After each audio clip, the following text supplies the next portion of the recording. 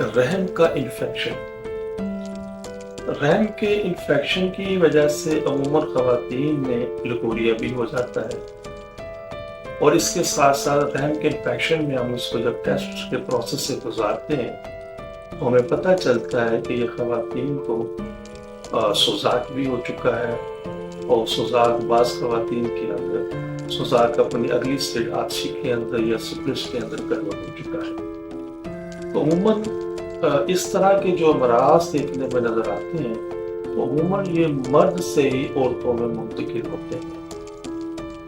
तो ये भी अमराज ऐसे हैं कि इनकी वजह से भी औलाद का हासूल नामुमकिन सा हो जाता है, या ये वो अमराज हैं जो औलाद पैदा करने वाले निज़ाम को बहुत हद तक डिस्टर्ब करते हैं।